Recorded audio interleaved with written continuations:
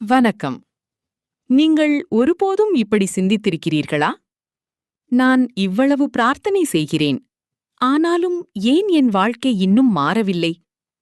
ஏன் சிவன் எனக்கு பதில் தரவில்லை? ஆனால் ஒரு உண்மை என்னவென்றால், சிவன் அமைதியாக இருப்பது அவர் உங்களை விட்டு சென்றதால் அல்ல, உங்களை பெரிய மாற்றத்திற்கு தயார் செய்கிறார் என்பதற்காக.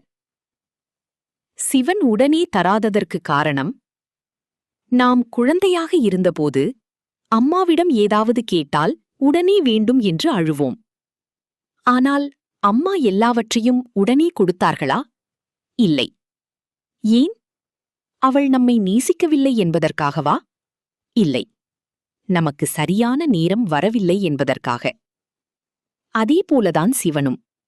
சில நேரங்களில் நீங்கள் கேட்கும் விஷயம் தவறானது அல்ல, ஆனால் நீங்கள் அதற்கு தயாராக இல்லை. வாழ்க்கையில் வரும் உடைப்பு. பலர் வாழ்க்கையில் உடைந்த பிறகுதான் சிவனை தேட ஆரம்பிக்கிறார்கள். ஒரு தோல்வி, ஒரு பிரிவு, ஒரு நம்பிக்கை துரோகம், ஒரு பணப்பிரச்சனை. இந்த எல்லாமே நம்மை உடைக்க வரவில்லை, எழுப்ப வருகிறவை. சிவன் முதலில் உன் அகந்தையை உடைப்பார், பிறகுதான் உன் ஆன்மாவை எழுப்புவார். அதனால்தான் சில வேதனைகள் நம்மை அழிக்க வரவில்லை, விழிக்க வைக்க வந்தவை. சிவன் தரும் அமைதியின் அறிகுறி உங்களுக்கு தெரியுமா? சிவன் நம்முடன் இருப்பதற்கான முதல் அறிகுறி வெளிச்சத்தம் குறைவதல்ல, உள்ளே அமைதி அதிகரிப்பது.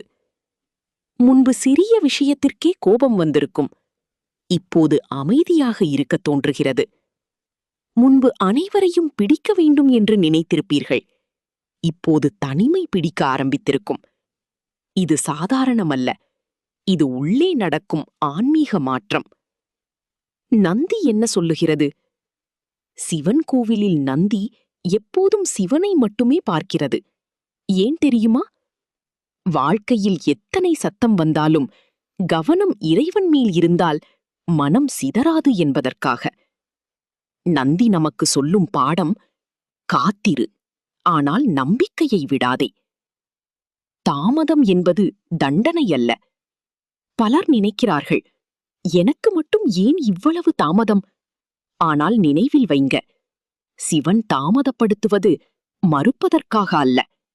சில நேரங்களில் நீங்கள் வேண்டியது கிடைக்காமல் இருப்பது அதற்கும் பெரிய ஒன்றை சிவன் தயாரிக்கிறார் என்பதற்கான அறிகுறி.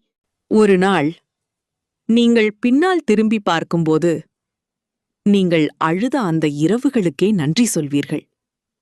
ஏனெனில் அந்த இரவுகள்தான் உங்களை சிவனிடம் கொண்டு சென்றது. சிவன் உங்கள் வாழ்க்கையில் எல்லாவற்றையும் எடுத்துக்கொள்ளவில்லை, உங்களுக்கு தேவையில்லாததை மட்டும் எடுத்தார். சில மனிதர்கள் போனார்கள், சில உறவுகள் உடைந்தன, சில கதவுகள் மூடப்பட்டன. ஏனெனில் அது உங்கள் பாதை இல்லை. இந்த வீடியோவை இங்கே வரை பார்த்து கொண்டிருப்பவர்கள், உங்கள் வாழ்க்கையில் ஏதோ ஒரு ஆன்மீக மாற்றம் ஆரம்பமாகி இருக்கலாம். கமெண்டில் ஒரு ஓம் நம சிவாய என்று எழுதுங்கள். இந்த எனர்ஜி இன்னும் பலருக்கு செல்லட்டும். நினைவில் வைத்துக் கொள்ளுங்கள், சிவன் சோதிப்பார், ஆனால் கைவிட மாட்டார். அமைதியாக இருங்கள். உங்களை தயார் செய்யும் வேலை இப்போதே நடந்து கொண்டிருக்கிறது. இந்த வீடியோ உங்களுக்கு பயனுள்ளதாக இருக்கும் என்று நம்புகிறேன். நன்றி. நம சிவாய.